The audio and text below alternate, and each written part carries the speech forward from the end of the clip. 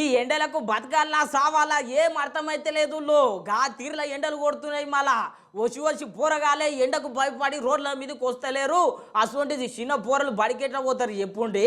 అందుకోసమే సర్కారు చక్కటి ఆలోచన చేసింది. ఏం ఆలోచన అనుకుంటున్నారు చూడుండ్రి మళ్ళా.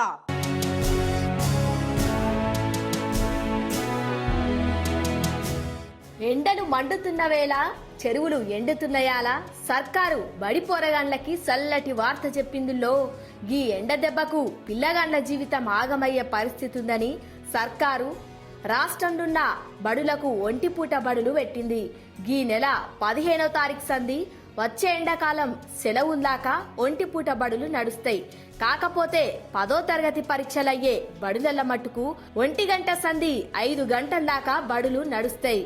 ఇక ఎండగా తీర్ల కొడుతున్నది. రోడ్డెక్కినా సురికే, ఇంట్లో కూసున్నా సురికే. అందుకొరకే సర్కార్ ఈ నిర్ణయం తీసుకున్నది. ఇక ఈ వార్త అయిన తల్లిదండ్రులైతే మస్తు ఖుషి అవుతున్నారు.